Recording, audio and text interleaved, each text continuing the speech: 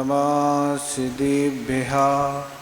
ॐ नमः सिद्धिभ्यः। मंगलम भगवान वीरो मंगलम गौतमो गणी मंगलम कुंद कुंदादो जैन धर्मोस्तु मंगलम सर्वमंगल मांगल्यम सर्वकल्याणकारकम प्रधानम सर्वधर्माणां जैनं जेतु शासनम जैनम जेतु शासनम। देवादिदेव खजारट श्री पारसनाथ भगवान की जय। आचार्य गुरुदेव श्री विद्यासागर महाराज की जय। आचार्य श्री समय सागर महाराज की जय। मुनि श्री विमल सागर महाराज की 3 कम 9 करोड़ महाराजों की। बोलिए परम पूज्य मुनि श्री अनंत सागर जी महाराज की, धर्म सागर भाव सागर जी महाराज की जयकारा गुरुदेव का। सिद्ध चक्र महामंडल विधान की। भक्ति के प्रसंग को लेके गुरुदेव ने एक लाइन कही थी कि आत्मा में तो मन लगता नहीं, पर अपने को अगर हम भक्ति से अपने मन को लगा लेते हैं तो भी कर्मों का क्षय हो जाता है। क्योंकि आचार्य शुभचंद महाराज ने 11 में लिखा है कि गृहस्थों को आत्मा का ध्यान नहीं होता, और साधुओं में भी बिरले साधु होते हैं जो आत्मा का ध्यान कर पाते हैं। तो गृहस्थों को तो वही आलम्बन है इस संसार के अभाव करने के लिए कि अगर अपने मन और तन और वचन को अगर वह भक्ति से जोड़ लेता है तो वह भी परंपरा से मुक्ति को प्राप्त कर लेता है।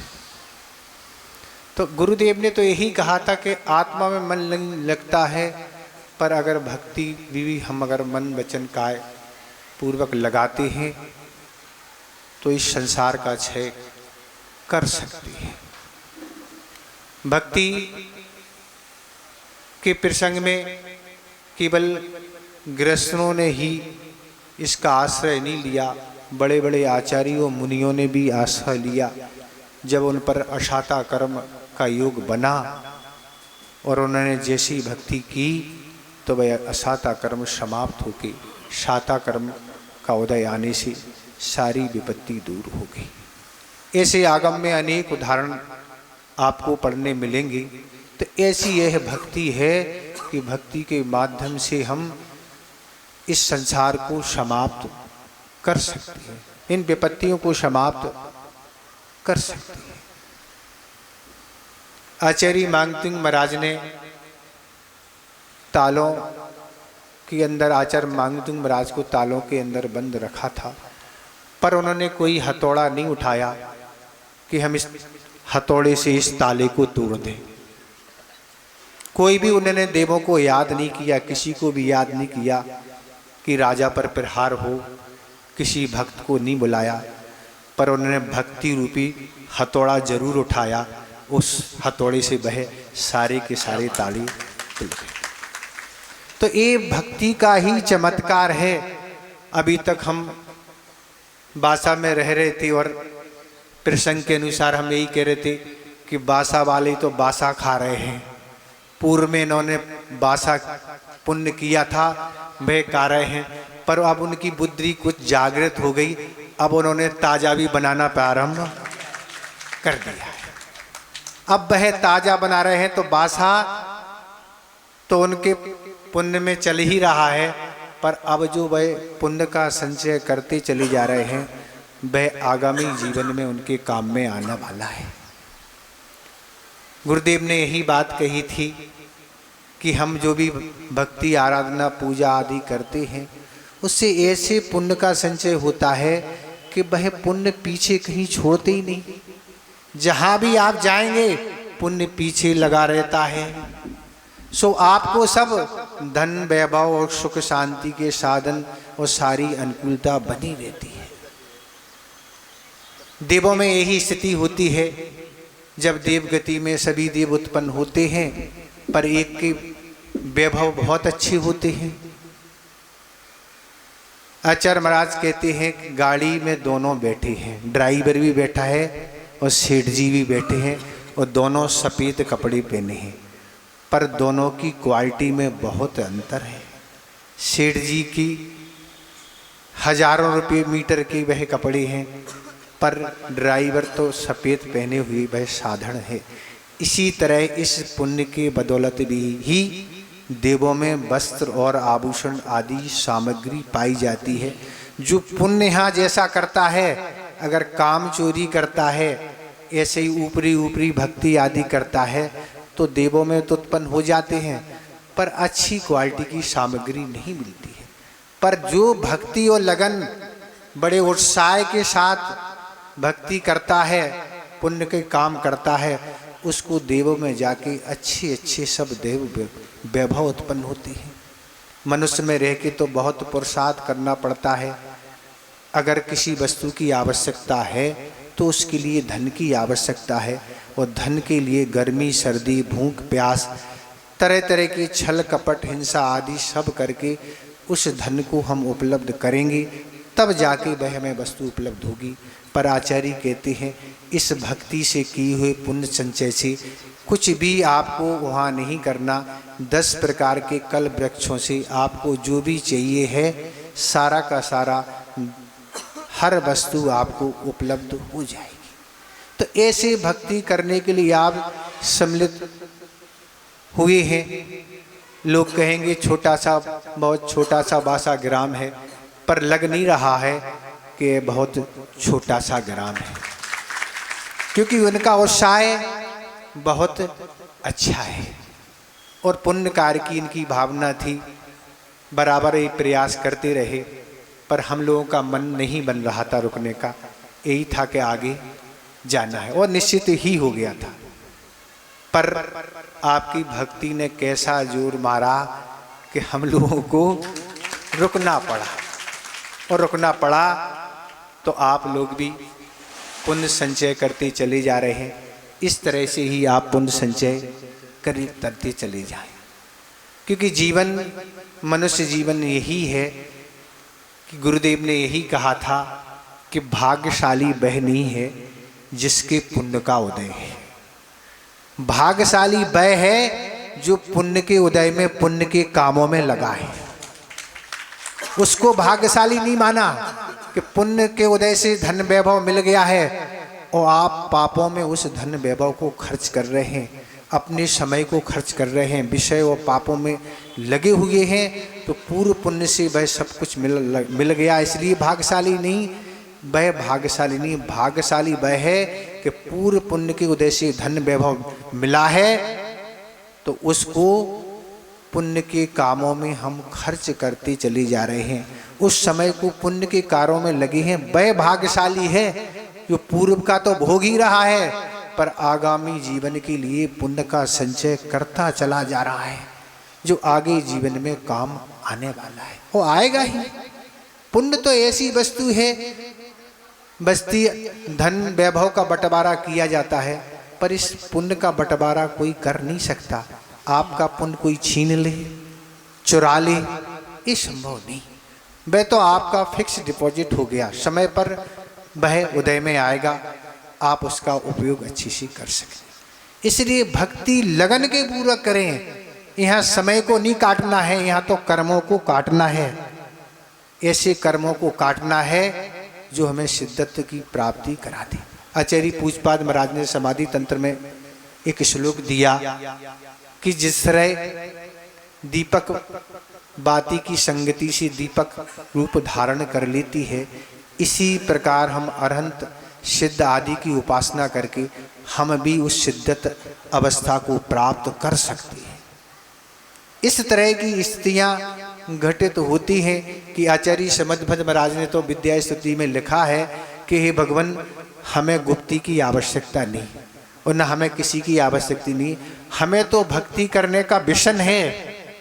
संसारी प्राणी में अनेक विषन होते हैं, पर हमें तो एक भक्ति करने का विषन है, और उस विषन के माध्यम से हम आपको प्राप्त कर लेंगे और मुक्ति को भी प्राप्त कर लेंगे। तो ऐसे विषण के धारी वह आचार्य समदभद महाराज थे। संसारी प्राणी में अनेक प्रकार के विषण होते हैं जो संसार को बढ़ाने वाले होते हैं, जो संसार में कष्ट देने वाले होते हैं। पर आचार्य समदभद महाराज को ऐसा विषण था कि एक नहीं, उन्होंने अनेक स्तुति परक ग्रंथों की रचना की। स्वयंभू स्तोत्र तो है ही, विद्या स्तुति भी है, देवागम स्तोत्र है, और भी बहुत सारी कृति उन्होंने लिखी। इसलिए लिखी कि भगवान इससे भी कर्मों को समाप्त किया जा सकता है। तो ऐसे ही एक स्थिति है। एक प्रसंग हम आपके सामने लाते हैं कि इस भक्ति करने से क्या क्या चमत्कार होते हैं। पूर्व कर्म में इतना, पूर्व पर्याय में इतना पुण्य नहीं किया कि जैन कुल में उनका जन्म हो, पर जैन कुल में जन्म ना हो के अन्य जगह उनका जन्म हुआ और दोनों पति पत्नी के रूप में वे रहती थी। विवाह संपन्न हो गया और कुछ दिन उपरांत एक बालक का जन्म हुआ। पत्नी तो चूंकि अदर समाज में उत्पन्न हुई थी, उसका विवाह भी अपने समाज के अनुसार हुआ था। पर जैन धर्म के जो पालन करने वाले आसपास के लोग थे, उनकी संगति से उसने जैन धर्म स्वीकार कर लिया था। और विवाह होने के बाद उसने अपने पति को भी जैन धर्म की सारी विशेषताएं बताई कि जैन धर्म बड़ा विशाल है, उसकी उपलब्धियां भी बड़ी विशाल है और बड़ी, हम तो आस्था के साथ इस जैन धर्म का पालन करते हैं। और ये सारी बातें बताते हुए उसने अपने पति को भी जैन बना लिया। दोनों जैन बन गए और जैन होने के नाते बालक को भी इस प्रकार के संस्कार देना प्रारंभ कर दिए। पर एक बात मन में थी कि आखिर पुत्र तो उत्पन्न हुआ है, पर आखिर इसमें क्या अच्छाई बुराई है ये भी तो जानना आवश्यक है। वह दोनों पति पत्नी एक ज्योतिषी के पास पहुँचे, उससे पूछा कि जो बालक इस दिन इस तिथि को उत्पन्न हुआ है, इसमें क्या विशेषताएं हैं। तब उस जोशी ने यही बताया, ये बालक त्रिलोक पूज बनेगा। इसमें इस तरह की क्षमता, इस तरह का पुण्य लेके आया है कि त्रिलोक पूज बनेगा, अर्थात तीनों लोग इसकी पूजा करेंगे। बालक को उसकी योग्यता बढ़े, इसलिए तरह तरह के जैन धर्म के अनुसार उसको संस्कार देना प्रारंभ कर दिए और इस तरह बालक बड़ा हो गया। एक दिन वह घर से बाहर बगीचे में गया और बगीचे में एक उसने दृश्य देखा कि एक सर्प मेंढक को अपने मुख के अंदर कर रहा है। बालक को देख के बड़ा बुरा लगा कि ऐसी स्थिति हो रही है। ठीक इसी तरह बलवान लोग निर्बल शरीर वालों को समाप्त कर देते हैं। काश इसी तरह हमारा भी जीवन कभी समाप्त हो जाए तो ये भाव हमारा बेकार हो जाएगा। इसके लिए कुछ उपाय करना चाहिए। उसके लिए वह एक श्रेष्ठ गुरु की खोज में पहुंच गया और उसे एक दिव्य गुरु राज का दर्शन हुआ। उसने जाके नमोस्तु करके सारी बात जो भी बगीचे में घटित हुई थी रख दी और अपना निवेदन भी रख दिया, गुरुदेव बस हमें अपने कल्याण के लिए आप दिगंबर दीक्षा प्रदान करें। गुरुदेव ने उस बालक का होनहार समझ लिया कि आगामी किस ऊंचाई को यह छूने वाला है और दिगंबर दीक्षा प्रदान कर दी। और वह सारी चर्या भी उनको बता दी, ग्रंथों का स्वाध्याय कराना प्रारंभ कर दिया और ऐसे करते करते उनमें ऐसी सिद्धियां हो गई कि अगर जिस पानी से उनके चरण धुलाए जाते थे, अगर उस जल को लोहे में लगा दिया जाए तो वह लोहा सोना बन जाता था। वह जमीन पर जब चलते थे और छोटे छोटे पत्थर उनके पैर से टकरा जाते थे तो वह स्वर्ण बन जाते थे। अगर उनसे उनके शरीर से स्पर्श वायु किसी रोगी को लग जाए तो वह रोगी स्वस्थ हो जाया करता था। अगर किसी लेप को अपने पैरों में वह लगा लें तो वह हवा में उड़ने लगते थे। ऐसी उनको अनेक प्रकार की सिद्धियां उत्पन्न हो गई और वह शिवेंद्र भगवान के दर्शन करने विदेश क्षेत्र उस लेप को लगा के जाया करते थे, उनकी वंदना करते थे, उनकी वाणी का पान करते थे, फिर पुनः वापस आ जाते। ऐसा कई बार किया, पर अशाता कर्म का योग बना। यात्रा पर कहीं जा रहे थे, उनकी दोनों आँखों की रोशनी समाप्त हो गई। बड़ा चिंता का विषय था, आखिर अभी समाधि काल समीप नहीं है और आखिर समाधि के लिए भी आँखों की दृष्टि आवश्यक है। भोजन पानी और ईर्या समति आदि जो भी आवश्यक है उसके बगैर कैसे पालन होगा। बड़ी चिंतित थी, यहाँ तक कि राजा बड़ा चिंतित था, प्रजा भी चिंतित थी। राजा ने आके निवेदन किया, राजन हम आपकी दृष्टि का उपचार कराना चाहते हैं। वो कहते हमें किसी उपचारक की आवश्यकता नहीं, हमें भगवान की भक्ति पर इतना विश्वास है कि वह दृष्टि पुनः वापस आएगी। और वह समीप में एक शांतिनाल भगवान का जिनाला था, वहाँ पहुँचे और वहाँ बैठ गए और उन्होंने भगवान से यही कहा कि भगवान आपका दर्शन हमें नहीं हो रहा क्योंकि हमारे आँखों की दृष्टि समाप्त हो चुकी है। और उन्होंने एक शांति अष्टक की रचना प्रारंभ कर दी और रचना करते चले गए। अंत में उन्होंने यही लिखा, दृष्टाम प्रसन्नाम कुरु, हे भगवान ये मेरी दृष्टि से आप दिखाई नहीं दे रहे। और जैसे ही उन शब्दों को उनने पढ़ा, दोनों आँखों की दृष्टि पुनः वापस आ गई। कौन थे वो? आचार्य पूज्यपाद महाराज। तत्वार सूत्र की सप्रथम टीका लिखने वाले अगर कोई हैं तो आचार्य पूज्यपाद महाराज, जिन्होंने भक्ति के माध्यम से ऐसा एक चमत्कार कर दिया कि वह दुनिया को एक क्या लगता, असंभव कार्य लगता है। पर आचार्य कहते हैं असाता कर्म के कारण ही सारी विपत्ति आती हैं, पर प्रभु की भक्ति करने से वह असाता कर्म भी भाग जाता है। और इस तरह ऐसे अवसर को आपको लाभ उठाना चाहिए। आपको ऐसा क्या मिला है, सिद्ध चक्र विधान करने का अवसर मिला है, तो इसमें समय और काटते नहीं हुए आपको मन को अच्छे बनाते हुए ऐसे पुण्य का संचय करें कि आगामी जीवन में वह काम करते हुए मुक्ति का कारण बने। इतने हम पर्याप्त समझते हैं। अहिंसा परमो धर्म की। बोले परम पूज्य श्री आनंद सागर जी महाराज की जय। अब भैया माइक, अब मैं निवेदन करता हूँ परम पूज्य मुनि